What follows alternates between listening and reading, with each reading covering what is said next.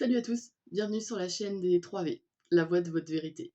Première vidéo de cette chaîne, parce que j'ai clôturé mon cabinet de thérapie holistique l'année dernière.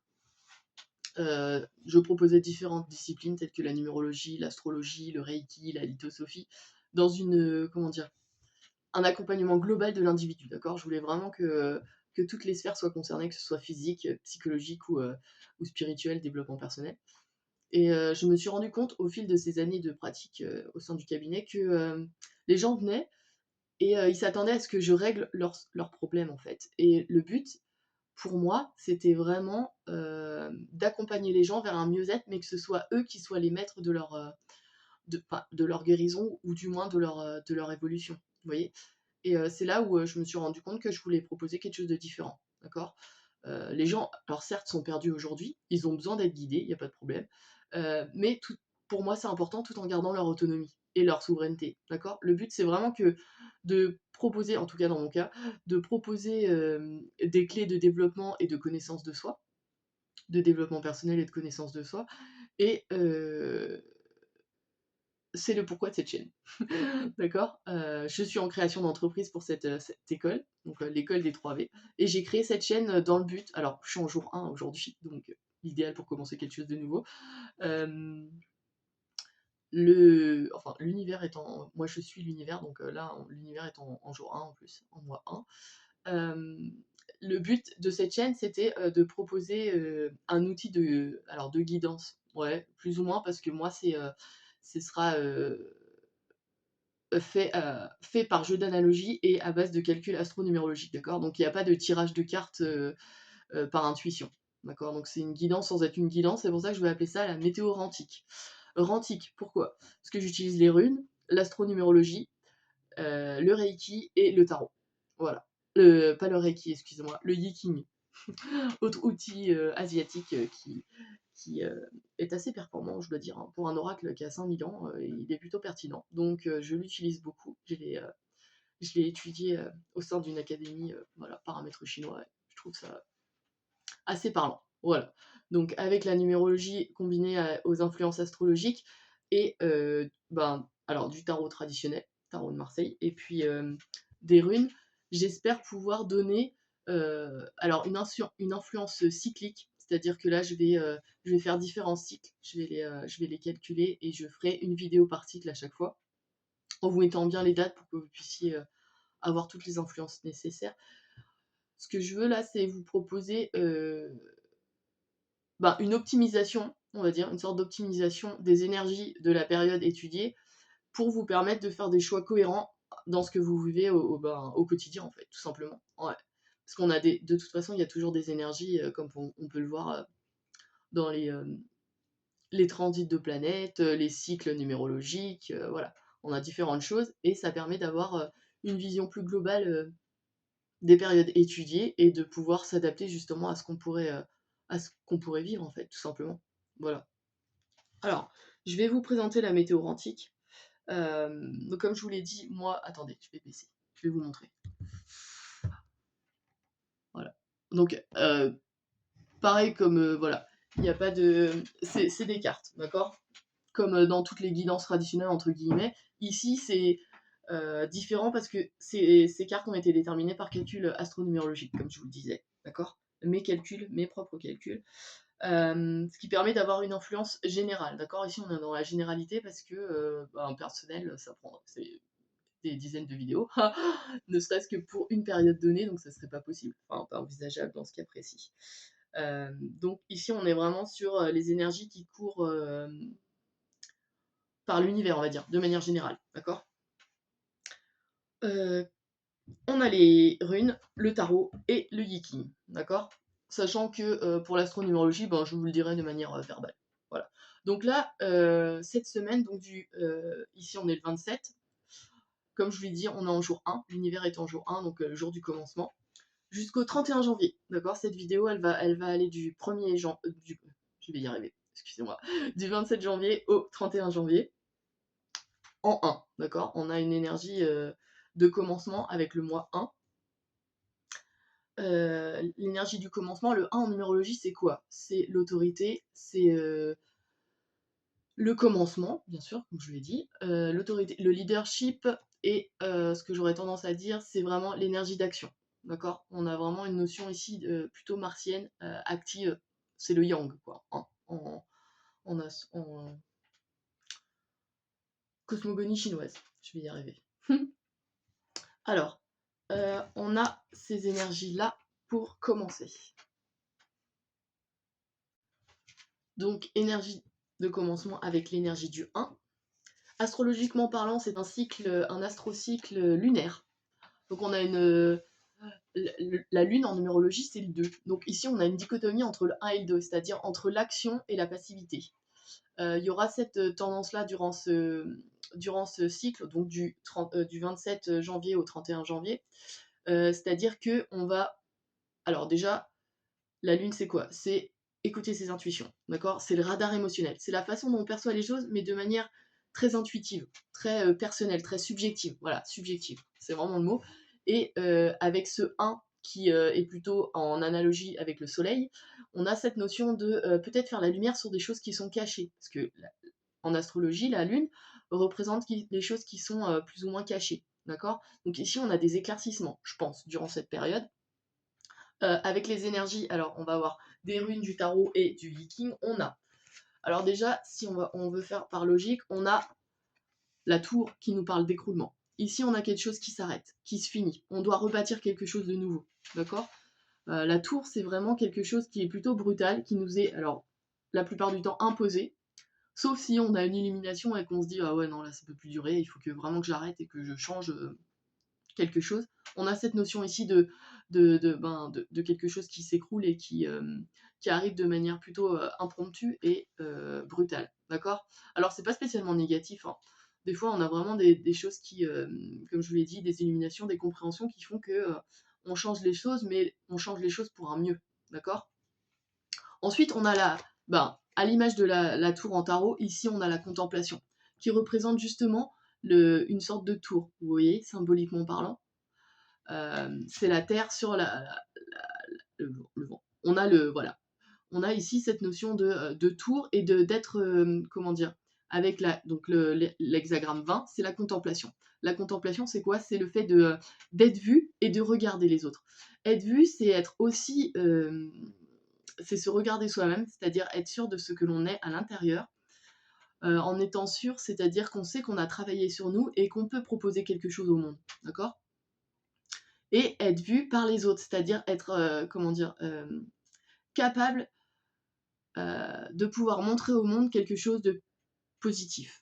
D'accord? On a cette notion-là ici avec cet hexagramme 20, la contemplation, qui fait qu'on voit les choses et les choses sont vues par le monde. Vous voyez, on est vu et on voit. Il y a une notion de réciprocité, d'accord? À l'image de la Lune et du Soleil aussi, qui sont complémentaires. On a cette notion-là ici, d'accord? De position au monde, sachant que Féo nous parle donc d'énergie primordiale, d'impulsion, d'action. On a vraiment cette notion ici de nouveaux projets ou de naissance de quelque chose. L'énergie créative, en fait, tout simplement. Et on a, c'est la fertilité et c'est les biens Féo, d'accord? C'est l'énergie des biens, donc de l'alimentation à l'époque, voilà, qui était importante. Là, on a cette notion de que faire de ces biens et de ces richesses. Alors, les biens peuvent être aussi bien matériels que intellectuels, émotionnels. Enfin voilà, on a différents domaines qui peuvent se toucher. Avec la tour qui nous parle d'être vue, ici, là, on a justement des choses qu'on peut amener au monde, d'accord? La question, c'est qu'est-ce qu'on peut amener au monde et qui nous permet de rebâtir quelque chose de plus intéressant. En tout cas, peut-être pour nous, d'accord? Parce qu'on a la notion d'épanouissement juste après. Je vais vous montrer. Hop, hop, hop. Ici, on a la notion de fertilité et de naissance. Là, regardez. En tarot, on a la papesse. La papesse qui a une influence lunaire et saturnienne. Ici, on a les choses... alors, les choses cachées, mais les choses cachées qui sont positives. C'est-à-dire qu'on va utiliser son intuition. La papesse, c'est la femme qui a été initiée. D'accord? C'est Marie, c'est la maman de Jésus, hein, qui a été initiée au temple de Salomon. C'est exactement ça. C'est-à-dire qu'elle a le savoir, elle sait, elle est la mère de tout le monde, et elle peut, de par ses apprentissages, alors qui sont souterrains, j'allais dire. C'est-à-dire que ce ne sont pas des apprentissages verbaux et qui se transmettent comme avec une énergie mercurienne. Ici, on a une énergie lunaire, donc c'est des choses qui sont intuitives, qui sont passées sous le radar émotionnel, comme je vous le disais tout à l'heure. Donc ici, on a vraiment cet apprentissage qui est intuitif. C'est-à-dire que, comme je vous disais, il y a des compréhensions, des illuminations. Et ben, elle vient de cette papesse, d'accord? Ces compréhensions et ces illuminations, entre guillemets, on a cette notion d'apprendre des choses par ce qu'on a pu vivre, ou en tout cas ce qu'on peut ressentir, d'accord? Ensuite, on a en la rune Berkano. Berkano, c'est quoi? C'est la fertilité, c'est le renouveau, c'est la procréation, c'est la croissance. Vous voyez, cette femme qui est enceinte, elle donne naissance à quelque chose. Alors ça peut être une idée, ça peut être un enfant, ça peut être un projet. Voilà, il est prêt à être mis au monde. D'accord? On a cette notion-là. On peut avoir aussi cette notion de soutien. C'est-à-dire qu'on va soutenir un projet, quelqu'un qui a besoin d'aide. Voilà, c'est une notion de procréation et de soutien, cette carte. Donc là, on peut avoir justement cette énergie. Alors, on partait avec une énergie créatrice. Ici, on a l'idée qui est déjà bien entamée, enfin, bien entamée, autant pour moi, bien créée, on va dire, et qui est prête à venir au monde de manière plus concrète. D'accord?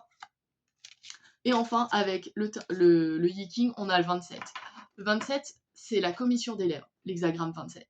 Il nous parle alors, d'un point de vue purement physique, on va dire, enfin, comment dire, littéral, voilà, littéral, d'un point de vue purement littéral, c'est ce qui rentre dans notre bouche, d'accord?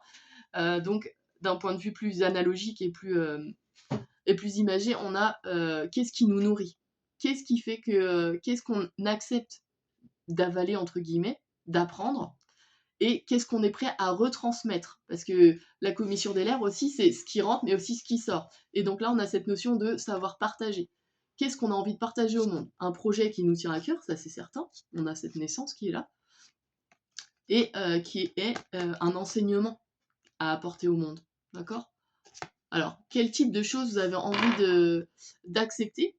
Alors, d'apprendre. Et qu'est-ce que vous avez envie de retransmettre au monde? D'accord? Ici, il y a vraiment une notion durant cette période, en tout cas, de création de projet et d'avoir envie de proposer quelque chose. Ouais, quelque chose de nouveau. Mais c'est pas spécialement, comment dire, une entreprise géniale qui est censée voilà, amener. Non, quelque chose qui vous parle. D'accord? Et c'est là où la notion d'épanouissement, elle arrive avec les autres cartes. On a donc cette création de projet, ce nouveau départ. D'accord? On voit bien durant cette période. Porté par les énergies du moment, en tout cas.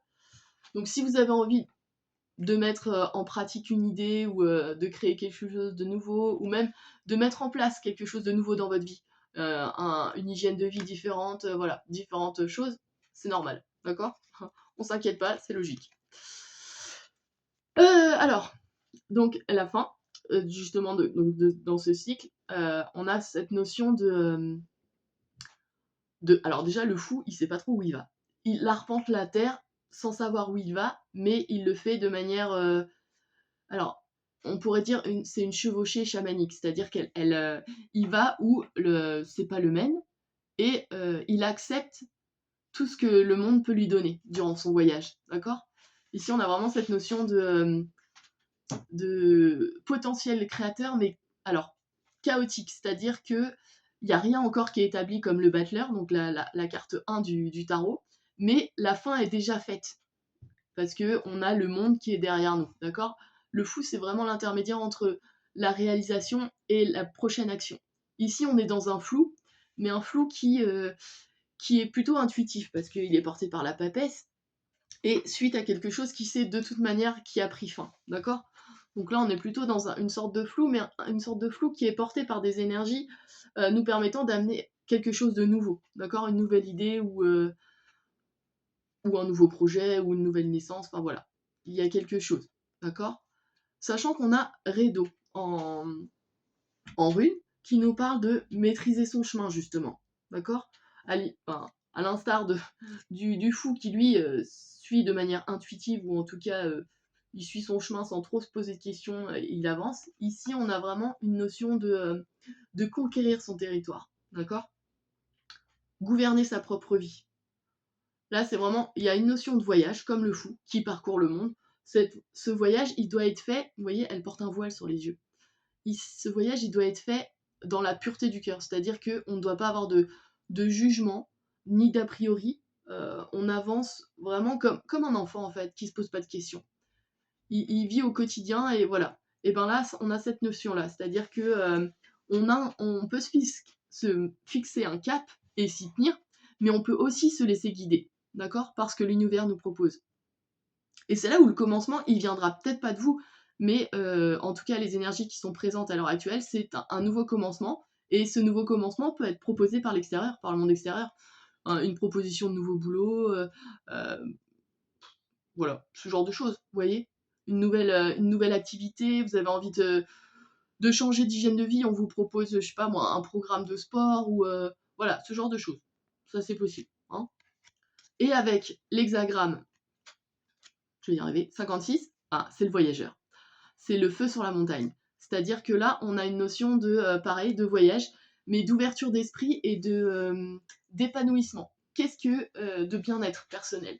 Qu'est-ce qui va nous amener à nous sentir mieux et peut-être à sortir des sentiers battus? C'est-à-dire que même si ça ne correspond pas à ce que vous avez vécu ou l'environnement dans lequel vous avez été élevé, peu importe, tant que ça vous fait plaisir en fait. Ici, on a cette notion d'épanouissement justement. Le voyageur qui va apprendre des choses, de nouvelles choses, tout en étant humble parce que le but c'est pas de coloniser les pays qu'on va voir, c'est de découvrir justement les autres cultures et de s'enrichir à partir de là. On a cette notion-là aussi. Donc comment les enrichissements, et c'est là où on revient à Féo, c'est les enrichissements que l'on a, les biens que l'on a, de quelle manière on peut les intégrer dans notre vie et faire en sorte que ça nous épanouisse en fait, tout simplement. Voilà. Ce que je pourrais dire pour cette période du 31 janvier au 27... Je vais y arriver. Du 27 janvier au 31 janvier, pardon. Donc on a vraiment cette notion ici de commencement, de quelque chose de nouveau, d'accord, d'épanouissement personnel et de porter un projet ou en tout cas soutien à quelqu'un ou à quelque chose qui doit grandir, d'accord. On a cette notion de croissance, de commencement et de voyage. Enfin, de voyage, mais ça peut être voyage physique autant que intellectuel, voilà. On a vraiment aussi cette notion d'apprentissage. Attendez, je vais remonter.